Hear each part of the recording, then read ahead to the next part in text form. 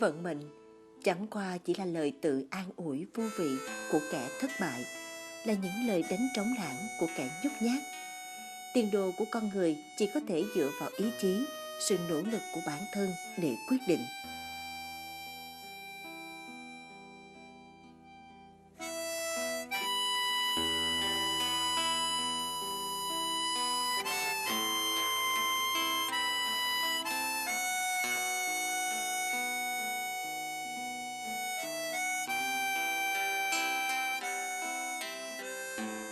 Có những con người bình dị song lại phi thường, vì họ mang trong lòng một trái tim lớn.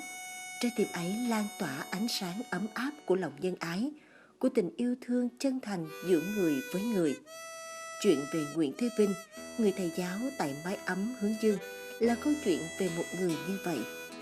Với ý chí tình yêu lớn lao cùng tâm hồn nghệ sĩ, Vinh đã vượt lên những thử thách của số phận để mang đến tương lai cho thêm nhiều thế hệ đàn em đang cần một điểm tựa vào đời.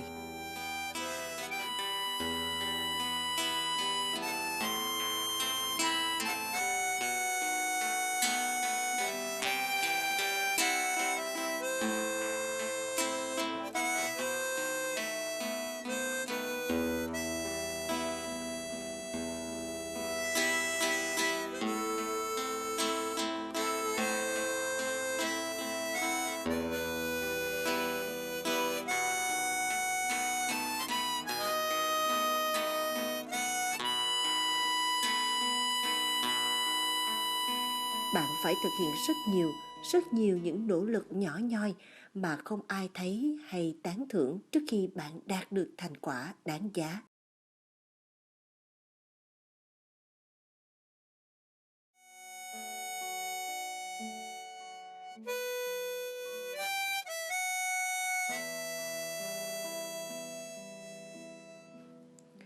Mọi chuyện bắt đầu hơn 40 năm về trước, khi Thế Vinh còn là một cậu bé 4 tuổi.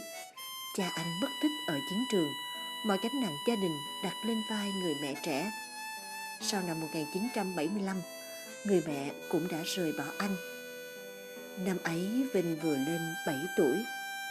Có vẻ như câu nói phúc bất trùng lai, họa vô đơn chí không phải tự chân mà dân gian đúc kết thành. Sống cùng ông ngoại và các cậu, gia cảnh đã khó khăn. Đến năm 8 tuổi, Vinh lại tiếp tục gặp thử thách quá lớn. Khi rảnh rỗi, Vinh thường đi chăn bò để phụ giúp gia đình. Một lần không may, anh bị ngã, cánh tay phải bị hoại tử nặng, phải cắt bỏ.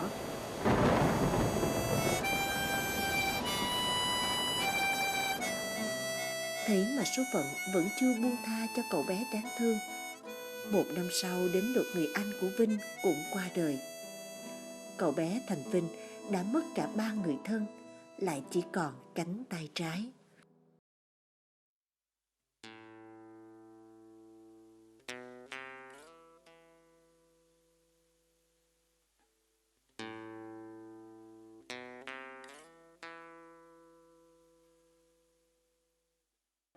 Thiệt sự mà nói, lúc đó tôi chưa có cảm nhận được cái nỗi mất mát đó vì mình còn quá nhỏ.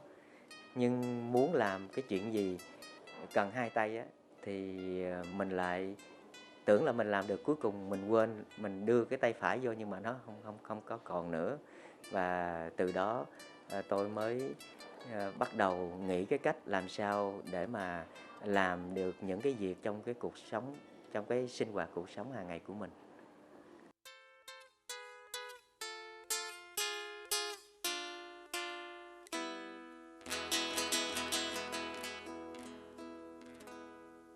Còn nỗ lực thì chưa thể nói là thất bại.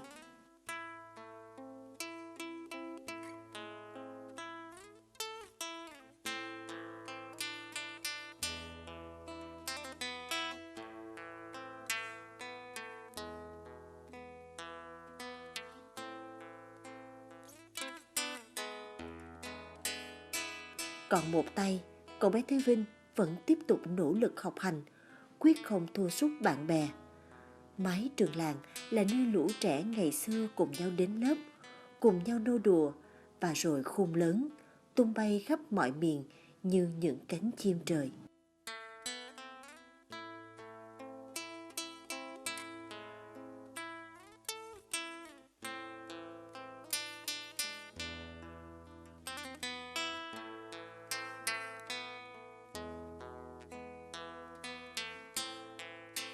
Mỗi lần quay lại đây, Vinh lại chìm trong biết bao hoài niệm về những ngày cấp sách đến trường. Có cực khổ, có gian nan, nhưng mãi luôn trong trẻo hồn nhiên.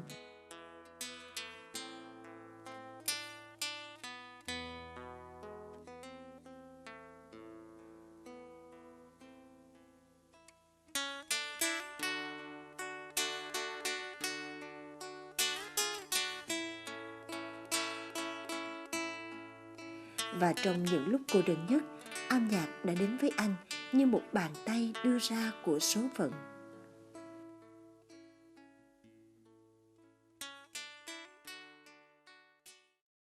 Đến năm 12 tuổi thì tôi mới cảm nhận được những cái nỗi mất quá lớn của mình, và cảm thấy có một cái nỗi buồn nào đó nó cứ quanh quẩn bên mình. Thì tình cờ có một người cậu ở xa về, và những cái đêm trăng sáng cậu hay ôm cây đờn guitar hát trước ở cái sân đất trước nhà.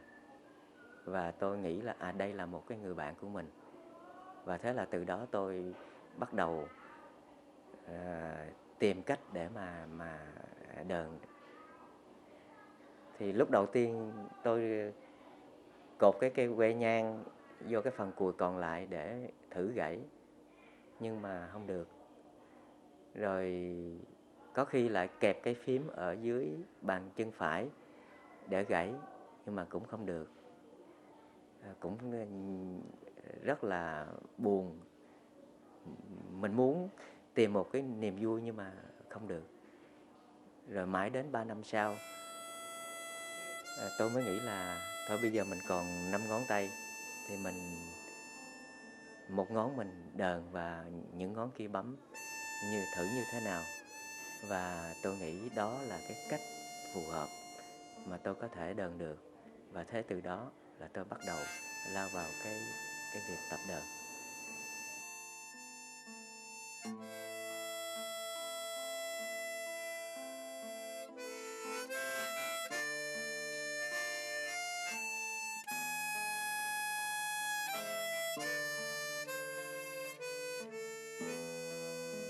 Với ý chí mạnh mẽ, năm 1989, Thế Vinh đậu Đại học Kinh tế Thành phố Hồ Chí Minh, được học bổng 75%, bắt tàu vào Sài Gòn, một chặng đời mới mở ra đối với chàng trai Bình Thuận. Như bao chàng trai của mảnh đất miền Trung, anh tâm niệm chỉ có con đường học vấn mới mong tìm một tương lai ổn định. Qua một năm bươn trải và luyện thi, năm 1989, Thế Vinh đã cầm được tờ giấy trúng tuyển vào đại học. Niềm vui, hạnh phúc cùng song hành với sự khó khăn cho một tương lai trước mắt của anh. Với số tiền học bổng ít ỏi không đủ trang trải cho anh khi vừa lo bản thân mà còn phải lo cho đứa em trai chuẩn bị thi đại học. Năm thứ nhất trôi qua, biết bao khó khăn, anh đành xin bảo lưu điểm, kiếm việc làm tích lũy chi phí cho việc học tiếp theo. Vinh làm đủ thứ nghề như dạy học, bơm vá xe, giữ xe, chủ yếu đủ lo hai miệng ăn. Cuối cùng, việc học cũng hoàn tất và người em cũng bước vào giảng đường đại học.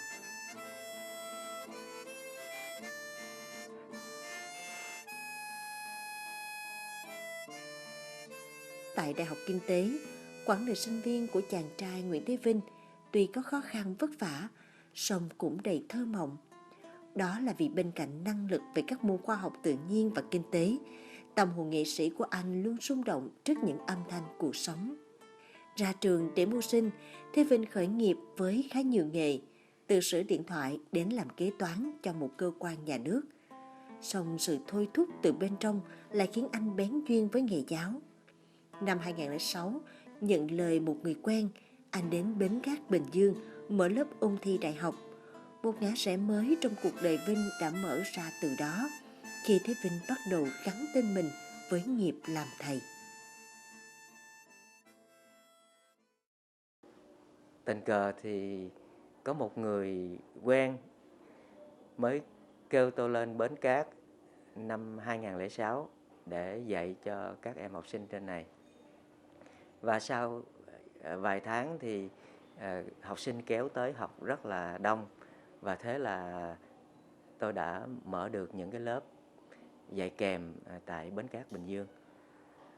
Và trong khi dạy học thì tôi gặp được những cái em mồ côi hoặc là bị tật, có cái hoàn cảnh giống mình ngày trước, và tôi đã giúp đỡ các em.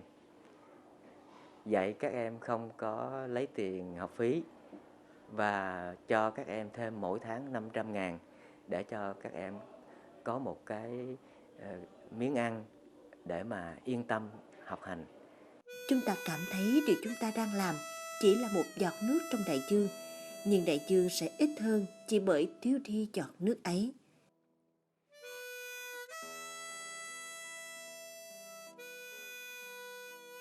Trăn trở với những hoàn cảnh của các em học sinh còn gặp nhiều khó khăn, thiếu thốn, Vinh quyết tâm tạo dựng một mái ấm cho những em hiếu học, song chẳng may mồ côi hoặc khuyết tật. Để làm được điều này là một hành trình không đơn giản. Gần 40 tuổi lặn lội với cuộc đời, người đàn ông ấy chẳng có gì trong tay ngoài một tấm lòng. Ấy vậy mà cũng chính nhờ tấm chân tình đó, Vinh đã thuyết phục được rất nhiều mạnh thường quân chung tay hỗ trợ anh. Trong đó có gia đình cô Trần Thị Kim Loan, người đã cho thầy Vinh mượn 700 mét vuông đất cạnh nhà để tạo dựng nên mái ấm hướng dương.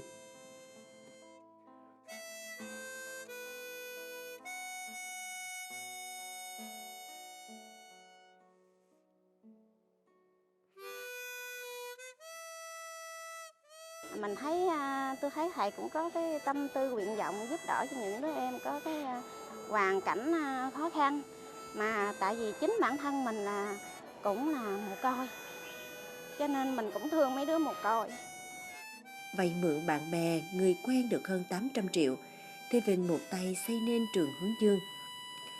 Ngôi trường nhận dạy ôn thi miễn phí cho các em học sinh nghèo, mồ côi và khuyết tật cấp 2, cấp 3 khắp cả nước.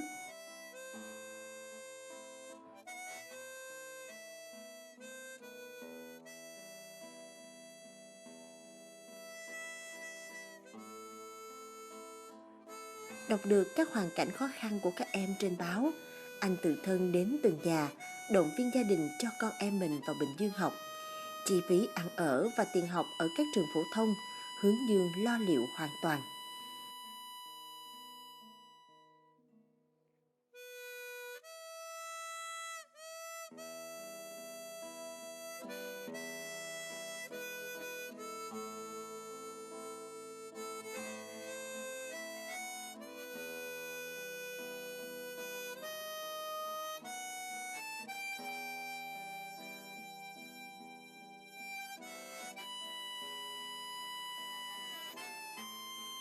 Ngôi trường nhỏ của thầy giáo Nguyễn Thế Vinh ngày nào nay đã khang trang hơn rất nhiều so với những buổi đầu.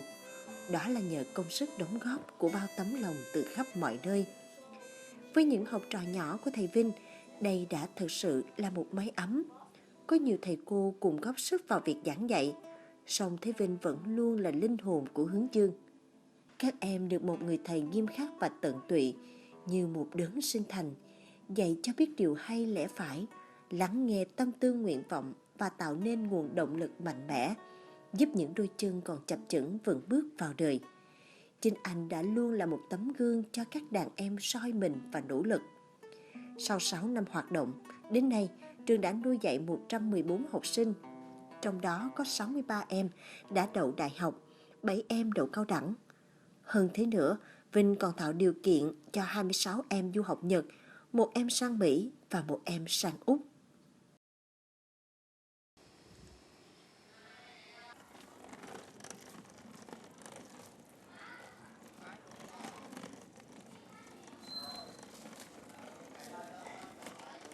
Nhìn những cậu học trò cưng của thầy Vinh từ Nhật về thăm thầy, không thể nào diễn tả hạnh phúc của thầy trò sau bao năm và cảm xúc của các bạn. Nếu mà nói về trong mơ, tôi cũng không có thể là tôi có điều kiện để tôi qua Nhật.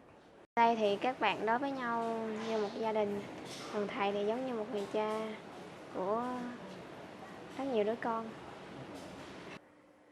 Và bên cạnh chuyện học, các em ở hướng dương còn biết được học thêm nhiều cái khác. Điều quan trọng nhất là học hành vi. Các em phải học sao cho để sau này ra đời có những cái kỹ năng sống tốt hơn, và các em học thêm được những cái nghề, chẳng hạn như làm thợ sắt để làm mới, hay là sửa chữa bàn ghế, giường, tủ, rồi các em trồng trọt, chăn nuôi, và tất cả các em phải tự làm cho các công việc để phục vụ cho cái chuyện ăn học và sinh hoạt cuộc sống ở trung tâm hướng dương này. Bởi vậy thầy là một người cho tôi cơ hội, và là một người khích lệ tôi rất là nhiều để có được ngày hôm nay. Và tôi cảm giác nếu mà tôi không cố gắng tiếp tục thì có thể tự mình sẽ cảm thấy rất là không những xấu hổ mình mà xấu hổ với thầy nữa. Nhưng mà một thời gian là không xa đó, tôi cũng muốn quay lại và góp một phần nào đó của mình cùng với thầy tiếp tục xây dựng cái trung tâm này. Những năm tiếp theo thì tôi cũng như các thầy cô ở đây muốn ngày càng nhiều các em học sinh mồ côi, khuyết tật ở các nơi được về sống dưới mái nhà hướng dương này. Và các em ra trường có một cái công việc ổn định.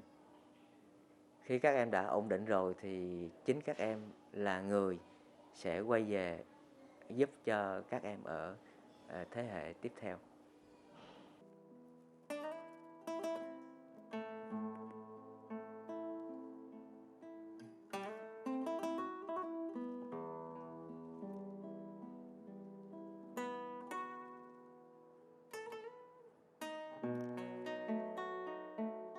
Âm nhạc thể hiện những điều không thể nói nhưng cũng không thể lặng câm.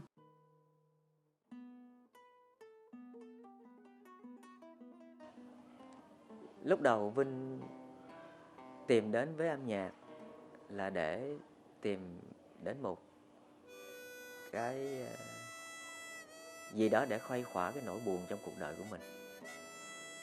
Nhưng không ngờ rằng là cái duyên của cuộc đời cho mình thêm được nhiều cái nữa. Là bây giờ Vinh đã nhờ âm nhạc để có thêm được nhiều khán giả, nhiều bạn bè yêu mến mình. Và có thể nói rằng là âm nhạc là một cái cứu cánh của cuộc đời Vinh.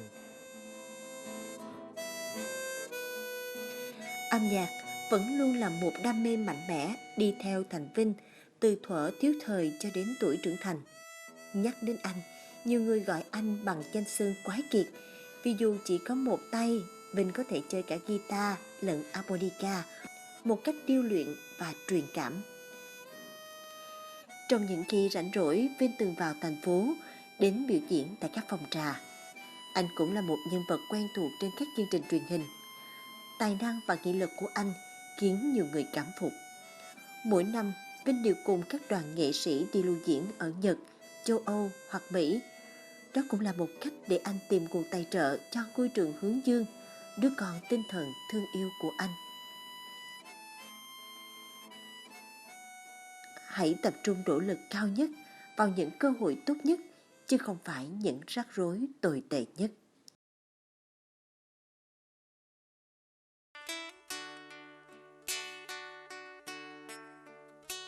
Chăm lo từng chút một cho ngôi trường nhỏ, mỗi con số, mỗi bài toán thu chi của hướng dương, Thế Vinh đều tự tay lo liệu, tự tay kiểm tra và công khai sổ sách. Không những thế, anh còn tự tay tìm mua các vật liệu để chế tạo xe lăn cho các em khuyết tật, hay hướng dẫn những kỹ năng sống cho các học trò nhỏ mà anh thương như con ở hướng dương. Nhiệt huyết, công tâm và bình dị, Thế Vinh đã khiến nhiều người cảm phục. Nhìn cách anh say sưa với công việc, có vẻ như anh đã cam kết cả hiện tại lẫn tương lai của mình với hướng dương. Và từ đó, tiếng lành cứ mãi đồn xa về mái ấm nơi bến cát Bình Dương của một người thầy tài hoa, giỏi cả âm nhạc lẫn các môn khoa học tự nhiên. Hơn hết, Đó là một tấm lòng ấm áp và mạnh mẽ, luôn dốc hết trái tim cho đàn em thân yêu.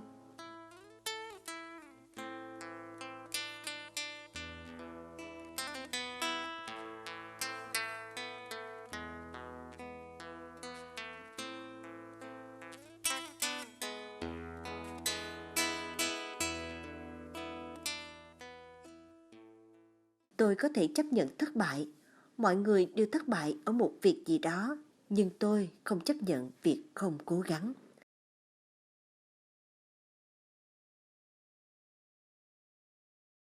Và tôi sống như đóa hoa này, tỏa ngát hương thơm cho đời. Sống với nơi khát khao rằng được hiến dâng cho cuộc đời. Hôm nay dẫu có gian nan thì ngày mai là ngày tươi sáng hơn. Tôi sẽ viết nên câu chuyện của cuộc đời riêng tôi. Và tôi sống như đóa hoa này, tỏa ngát hương thơm cho đời. Sống với nỗi khát khao rằng được hiến dâng cho cuộc đời.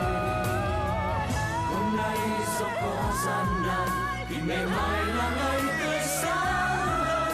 Tôi sẽ viết nên câu chuyện của cuộc đời riêng tôi. Tôi sẽ viết lên câu chuyện của cuộc đời